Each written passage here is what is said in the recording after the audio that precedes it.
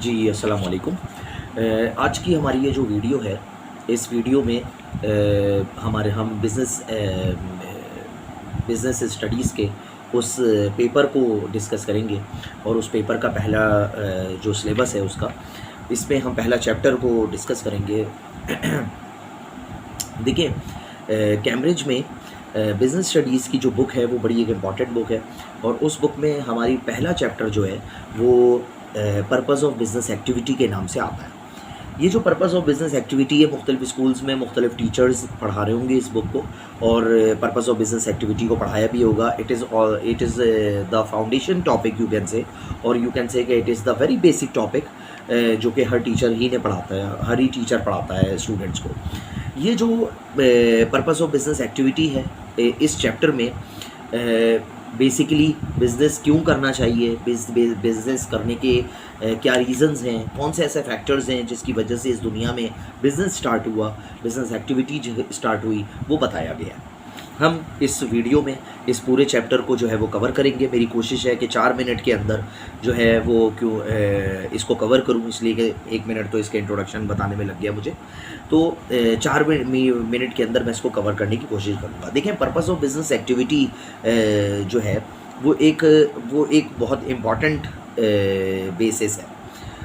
यानी हमें ये पता होना चाहिए कि बिज़नेस एक्टिविटी को अगर हम पढ़ रहे हैं या बिज़नेस स्टडीज़ को हम पढ़ रहे हैं, तो ये मेरे देखने वाले स्टूडेंट्स को और देखने वाले जितने भी वीडियोस देख रहे हैं या स्टूडेंट्स को ये समझना चाहिए कि बिज़नेस एक्टिविटी को समझने के लिए सबसे पहले उनको बिज़नेस एक्टिविटी की बेसिक चीज़ को समझना होगा, बेसिक बुनियाद को समझना होगा कि बिज़नेस एक्टिविटी होती क्यों है। बिज़नेस एक्टिविटी सिर्फ़ और सिर्फ जो है वो इकोनॉमिक प्रॉब्लम्स को हल करने के लिए होती है, और इकोनॉमिक प्रॉब्लम्स जो हैं वो निकलते हैं स्कैरसिटी ऑफ रिसोर्सेज से।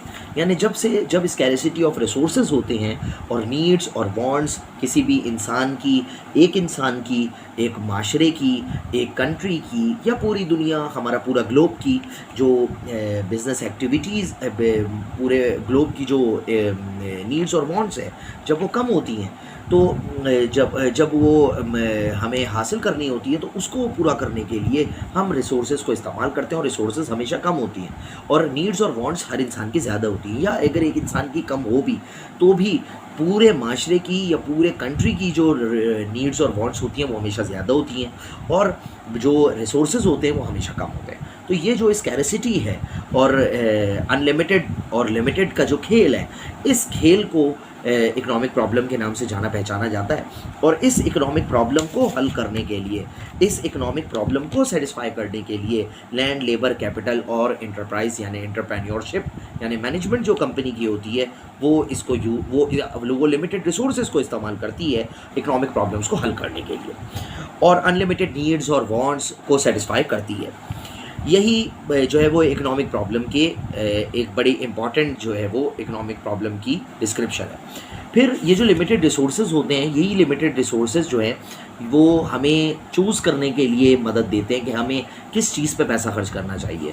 आया कि हमें जो है वो, अगर फ़र्ज़ करें पाकिस्तान है तो उसको जो है वो साइंस और टेक्नोलॉजी पे ज़्यादा पैसा लगाना चाहिए, या उसको जो है वो के स्पोर्ट्स पे पैसा ज़्यादा लगाना चाहिए, किसी और फील्ड पे पैसा लगाना चाहिए। तो इसको ये जो एक अल्टरनेटिव्स को चूज़ करने का फिनोमेना है, प्रोसेस है, ये इसी में हमारे पास अपॉर्चुनिटी कॉस्ट का कॉन्सेप्ट भी आता है कि अपॉर्चुनिटी कॉस्ट जो है वो basically next best alternative for gone है। एक बड़ी अच्छी जो है वो डेफिनेशन है, बड़ा अच्छा फ्रेज़ है, next best alternative for gone. तो ये next best alternative for gone जो है, जो एक दूसरे आइटम की जगह चूज़ किया जाता है, तो उसको अपॉर्चुनिटी कॉस्ट कहा जाता है। और इकोनॉमिक प्रॉब्लम्स को हल करने के लिए ही हमारी दुनिया में जो है वो अपॉर्चुनिटी कॉस्ट का कॉन्सेप्ट भी आया है और बिज़नेस एक्टिविटी भी आई है। अब बिज़नेस एक्टिविटी जो है वो जब आती है तो वो स्पेशलाइजेशन मांगती है और डिवीज़न ऑफ लेबर मांगती है, क्योंकि ये डिवीज़न ऑफ लेबर और स्पेशलाइजेशन के वैसे एडवांटेजेस भी होते हैं, डिसएडवांटेजेस भी ज़्यादा होते हैं, लेकिन एडवांटेजेस हमेशा ज़्यादा हैं स्पेशलाइजेशन और डिवीज़न ऑफ लेबर के, क्योंकि जब जितना ज़्यादा स्पेशलाइजेशन होती जाएगी, जितना ज़्यादा डिवीज़न ऑफ लेबर होता जाएगा, तो उतना ही ज़्यादा जो है वो प्रोडक्ट्स की क्वालिटी इंप्रूव होती जाएगी और उतना ही ज़्यादा प्रोडक्ट जो है वो अच्छी से अच्छी बनने लगेगी। क्यों? क्योंकि लोग अपनी जॉब पे, लोग अपनी स्किल्स में माहिर होते चले जाएंगे, लोग अपनी स्किल्स में एफिशिएंट हो जाएंगे, जिसकी वजह से प्रोडक्शन प्रोसेस बहुत एफिशिएंट होगा, जो बहुत अच्छा होगा, बहुत ही मैनेज्ड हो के साथ होगा, मैनेजमेंट के साथ, और यही वजह है कि एडवांटेजेस अचीव होंगे। तो स्पेशलाइजेशन और डिवीजन ऑफ लेबर भी अपनी जगह बहुत एक इम्पॉर्टेंट किरदार अदा करते हैं प्रोडक्शन प्रोसेस को अच्छा बनाने में, प्रोडक्शन प्रोसेस की परफॉर्मेंस को अच्छा बनाने में। और इसी वजह से, और ये भी मैं बात बता दूं कि हर वर्कर जो है जब अपना एक अलहदा टास्क परफॉर्म करता है तो उसको जो है वो स्पेशलाइजेशन कहा जाता है। अब बिज़नेस एक्टिविटी क्यों ज़रूरी है? सवाल ये पैदा होता है कि बिज़नेस एक्टिविटी ज़रूरी क्यों है। देखिए, बिज़नेस एक्टिविटी ज़रूरी इसलिए है कि पीपल्स के लोगों की अनलिमिटेड वांट्स होती हैं और 4 फैक्टर ऑफ प्रोडक्शन होते हैं जिनके ज़रिए बिज़नेस शुरू किया जाता है, जिनके ज़रिए गुड्स एंड सर्विसेज क्रिएट की जाती हैं, और स्कैरसिटी रिसोर्सेज की है, और चॉइस भी करना है, और स्पेशलाइजेशन भी है। तो यही 5-6 फैक्टर्स हैं जिनकी वजह से फिर जो है वो ये बात समझ में आती है कि बिज़नेस जो होते हैं वो क्या करते हैं, वो फैक्टर ऑफ प्रोडक्शन को कंबाइन करते हैं for the achieving of the objectives of the organisation. और उन ऑब्जेक्टिव्स को अचीव करने के लिए वो लोगों की जो है वो बिज़नेस एक्टिविटी शुरू करते हैं। लेकिन अल्टीमेट गोल जो है वो ये होता है कि जो लोग बिज़नेस एक्टिविटीज़ में शामिल हैं उनकी नीड्स और वांट्स को पूरा करना है। तो फैक्टर ऑफ कोई भी बिज़नेस जो है वो लोगों की नीड्स और वांट्स को पूरा करने के लिए जो है वो कस्टमर, मैं आपको अगर नीड्स और वांट्स को लोगों की ना बात करूं तो कस्टमर को सेटिस्फाई करने के लिए जो है वो हर बिज़नेस जो है वो शुरू होता है। और हर बिज़नेस का एक ही मोटिव होता है कि वो अपने कस्टमर्स को सेटिस्फाई करे, क्योंकि satisfy customers are the main wealth of any business. हर बिज़नेस की मेन वेल्थ जो है वो सेटिस्फाई कस्टमर्स हैं। कस्टमर सेटिस्फाई होंगे तो वो बिज़नेस तरक्की करेगा, कस्टमर सेटिस्फाई नहीं होंगे तो वो बिज़नेस नहीं तरक्की करेगा। तो कस्टमर सेटिस्फैक्शन होना बहुत ज़रूरी है। और फिर उसके बाद बिज़नेस एक्टिविटी के बारे में हम बात करें कि बिज़नेस एक्टिविटी क्यों होती है, तो शॉर्ट में ये बोलेंगे कि बिज़नेस एक्टिविटी सिर्फ और सिर्फ फैक्टर ऑफ प्रोडक्शंस को कंबाइन करके गुड्स एंड सर्विस बनाने के लिए होती है, और ये गुड्स और सर्विसेज कस्टमर्स को सेटिस्फाई करती हैं। और ये बिज़नेस जो होते हैं ये जॉब्स क्रिएट करते हैं। ये बिज़नेस इतने इंपॉर्टेंट है कि जॉब्स क्रिएट करते हैं। वही वर्कफोर्स जो कि किसी भी कंट्री में होती है, वही वर्कफोर्स उस बिज़नेस में मुख्तलिफ़ जगहों पर काम कर रही होती है। हम अगर यूनिलीवर, हम अगर पेप्सी, हम अगर जो है वो प्रॉक्टर एंड गैम्बल, हम अगर रैकेट एंड बेंकीज़र, हम जो है वो फाइज़र, या हम अगर इसी तरह से एक न्यूमरस नंबर ऑफ कंपनीज़ की अगर प्रोडक्ट्स ख़रीदते हैं, तो हम में ही से बहुत से लोग पेप्सी में काम करते हैं, हम में ही से बहुत से लोग जो है वो सनोफी वेंचर्स में काम करते हैं, हम में ही से बहुत से लोग जो है वो मुख्तलिफ़ कंपनीज़ ऑर्गेनाइजेशंस में काम करते हैं, चाहे वो इंजीनियरिंग से रिलेटेड हो, चाहे वो ट्रेड एंड इंडस्ट्री से रिलेटेड हो, बैंकिंग से रिलेटेड हो। हमारे अकाउंट्स भी इन्हीं बैंक में होते हैं जिन बैंक्स में हमारे रिश्तेदार या हम लोग काम कर रहे होते हैं। तो लाजमी बात है, तो इससे क्या पता चलता है कि एक तरफ हम कस्टमर्स भी होते हैं, दूसरी तरफ हम उनके एम्प्लॉयज़ भी होते हैं। तो बिज़नेस ऑब्जेक्टिव असल में क्या है? बिज़नेस, देखिए, कोई भी बिज़नेस जब खुलता है तो उसका बेसिक ऑब्जेक्टिव जो होता है टू अर्न प्रॉफिट होता है, टू अर्न प्रॉफिट। लेकिन प्रॉफिट के साथ साथ लॉस भी हो सकता है, ये भी बात है मद्देनज़र। या किसी बिज़नेस की एक और बहुत ही इंपॉर्टेंट ऑब्जेक्टिव हो सकता है कि ऐड वैल्यू, कि वो वैल्यू एडिशन करने के लिए ही भी बिज़नेस स्टार्ट होता है। बिज़नेस का एक और objective to expand the business, यानी बिज़नेस को एक्सपेंड करना, ये भी एक बहुत इंपॉर्टेंट रीज़न होता है जिसकी वजह से बिज़नेस चलते हैं। और एक और बहुत इंपॉर्टेंट ऑब्जेक्टिव जो है टू अचीव बिजनेस सर्वाइवल, के बिजनेस को अपना सर्वाइव करना होता है, अपनी सर्वाइवल को अचीव करना होता है, तो उसके लिए भी बिजनेस चलता है। और बिजनेस जो है उसका एक लास्ट काम जो है जिसकी वजह से कॉर्पोरेट सोशल रिस्पॉन्सिबिलिटी का कॉन्सेप्ट आया है, to giving the service to the humanity, यानी किसी भी ह्यूमैनिटी या कम्युनिटी को सर्विसेज प्रोवाइड करना, ये भी एक बिजनेस की जिम्मेदारी होती है। तो हम अगर एक एक करके बात करें प्रॉफिट की, तो प्रॉफिट जो है वो एक बहुत इंपॉर्टेंट चीज़ है। प्रॉफिट के बगैर कभी कंपनी नहीं चल सकती, चंद सालों में बंद हो जाती है। मगर प्रॉफिट कमाना हर बिज़नेस का हक है और हर बिज़नेस चाहता है कि वो प्रॉफिट कमाए। जाहिर सी बात है, वो उसकी कॉस्ट ऑफ प्रोडक्शन कम होगी, उसकी जो है वो उसकी सेल्स ज़्यादा होगी, तो या टर्नओवर ज़्यादा होगा, तो फिर यही होगा कि वो एक जो बीच में एक स्लाइस निकलेगा वो उसका प्रॉफिट होगा। वैल्यू एडिड का मतलब ये, वैल्यू एडिशन भी बेसिकली प्रॉफिट ही है किसी चीज़ को मैन्युफैक्चरिंग करना, किसी भी चीज़ को जो है वो एक अच्छी चीज़ बनाकर भेजना, फिनिश गुड्स बना के भेजना और पैसे कमाना, तो वो भी जो है वो वैल्यू एडिशन होगा।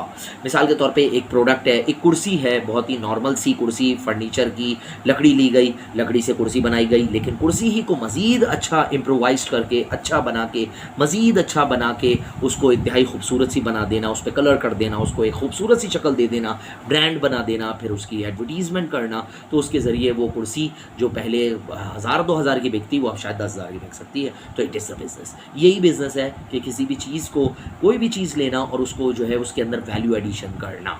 फिर हमारे पास एक बहुत ही इंपॉर्टेंट कॉन्सेप्ट जो आता है वो वैल्यू एडिशन के साथ जो है वो ग्रोथ का आता है। हर बिज़नेस और ओनर्स और मैनेजर्स जो बिज़नेस के होते हैं वो ख्वाब देखते हैं और उनका ख्वाब देखना जायज़ है कि वो समझते हैं कि उनका बिज़नेस ग्रो करेगा, वो चाहते हैं कि उनका बिज़नेस ग्रो करेगा।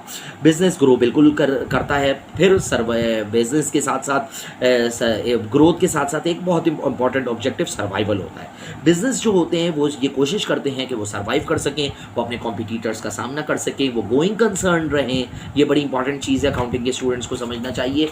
जो भी मेरे स्टूडेंट्स हैं जो देख रहे हैं, ओ लेवल्स के हैं और वो अकाउंटिंग भी पढ़ते हैं, तो गोइंग कंसर्न कॉन्सेप्ट यहाँ पर आता है कि सर्वाइवल अगर कोई कंपनी करेगी तो उसी वक्त करेगी जब when it will be the going concern. जब वो गोइंग कंसर्न होगी तो वो ही सर्वाइवल करेगी और वो कम से कम चीज़ के कीमत पर जो है वो चीज़ बेचना चाहेगी ताकि ज़्यादा से ज़्यादा मार्केट को कैप्चर कर सके, ज़्यादा से ज़्यादा कॉम्पिटिटर्स का मुकाबला कर सके, ताकि वो ज़्यादा से ज़्यादा सर्वाइव कर सके। प्रोवाइडिंग अ सर्विसेज एक बहुत बड़ी तादाद में बिजनेसेस का सबसे मेन ज़रिया, जो मेन जो मोटो होता है, मेन जो उनका प्रॉब्लम, मेन जो वजह होती है उनकी बनने की, वो ये होती है कि उनको कम्युनिटी और सर्विसेज, कम्युनिटी और ह्यूमैनिटी को सर्विस देनी है। तो ये एक बड़ी इंपॉर्टेंट चीज़ है। ये हमने बिजनेसेस के ऑब्जेक्टिव्स को देखा। फिर अब मैं अगर बिज़नेस के ऑब्जेक्टिव्स में कॉन्फ्लिक्ट्स हैं तो उनको देखूं तो बिल्कुल इसमें कोई शक नहीं है कि देखें किसी भी कंपनी के जो बोर्ड ऑफ डायरेक्टर्स होता है, बीओडी, जो उस कंपनी को चलाता, तो देखें मैनेजमेंट है, लेकिन कंपनी के ऊपर जो है वो बोर्ड ऑफ डायरेक्टर्स हैं जो कि बेसिकली जो है वो एजेंट होते हैं शेयर होल्डर्स के। तो वो जो शेयर होल्डर्स हैं वो शेयर होल्डर्स चाहते हैं ग्रोथ करना, डायरेक्टर्स, बोर्ड ऑफ डायरेक्टर चाहते हैं कि कंपनी की ग्रोथ हो, वर्कर्स हमेशा चाहते हैं कि उनकी जॉब सेफ्टी रहे और उनकी जॉब की ग्रोथ हो। हमेशा कोई भी एम्प्लॉय उसी कंपनी में जाता है जब जॉब ग्रोथ होती है, जब जॉब सेटिस्फैक्शन और जॉब ग्रोथ होती है।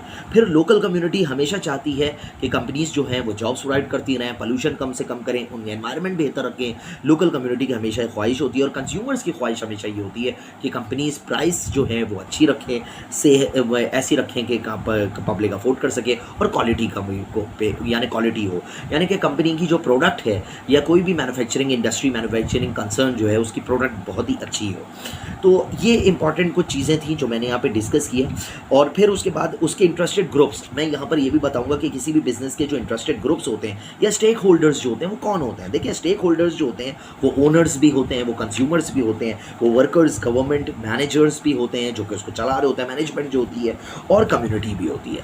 यानी ओनर्स क्यों होते हैं? ओनर्स यानी शेयर होल्डर्स या उनके एजेंट यानी बोर्ड ऑफ डायरेक्टर्स जो होते हैं वो एक बहुत ही इंपॉर्टेंट काम कर रहे होते हैं क्योंकि वो कंपनी चला रहे होते हैं और वो शेयर होल्डर्स को जवाबदेह होते हैं। तो वो तो हर लाजमी सी बात है, वो स्टेक होल्डर होते हैं।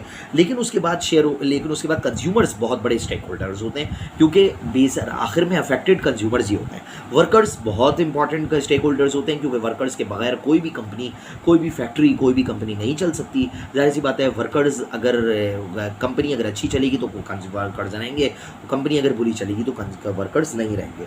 गवर्नमेंट या अथॉरिटीज़ जिसको कहते हैं, पाकिस्तान में आप ले लें तो FBR है, पाकिस्तान में आप ले लें तो जो है वो कस्टम्स है और सिंध गवर्नमेंट है, EOBI है, और इसी अलावा जो है वो मुख्तलिफ गवर्नमेंट अथॉरिटीज़ हैं, KDA है, KMC है, या आप SECP securities and exchange commission of Pakistan को ले लें तो ये सब वो इदारे हैं जो कि बेसिकली स्टेक होल्डर्स होते हैं। मैनेजर्स हो गए, मैनेजमेंट जो होती है वो बेसिकली स्टेक होल्डर्स होती है। और फिर उसके बाद कम्युनिटी होती है, यानी कि पूरा माशरा होता है। तो ये हमारे पास जो है वो ओनर्स हैं जो कि जो कि चाहते हैं कि कोई भी कंपनी तरक्की करे, और वो वर्कर्स हैं, मैनेजर्स हैं, कस्टमर्स, गवर्नमेंट, वूल कम्युनिटी, ये पूरे सारे के सारे स्टेक होल्डर्स का एक ग्रुप है जो चाहता है कि हमारी कंपनीज तरक्की करें। और फिर उसके बाद हमारे पास जो है वो हम आप देखें हमारी ओ लेवल्स की जो बुक है, कैम्ब्रिज की जो बुक हैं, उनमें बहुत इंपॉर्टेंट डायग्राम्स बनाई गई हैं, बहुत इंपॉर्टेंट जो हैं वो डायग्राम्स, रिवीजन समरी है उसमें भी डायग्राम्स हैं। तो हमारे स्टूडेंट्स को चाहिए कि इन डायग्राम्स को सही तरह से देखें, इन जो डिस्क्रिप्शंस है उसको अच्छी तरह से पढ़ें और बुक पढ़ें। जब तक आप बुक नहीं पढ़ेंगे, टीचर्स के नोट्स के पीछे ना भागें, बुक पढ़ें। जब तक आप बुक नहीं पढ़ेंगे उस वक्त तक आप अच्छे रीडर नहीं बनेंगे और उस वक्त तक आपको अच्छी नॉलेज नहीं आएगी। तो इसीलिए बुक पढ़ें, टीचर्स के नोट्स के पीछे ना भागें बल्कि बुक पढ़ें। अस्सलाम वालेकुम।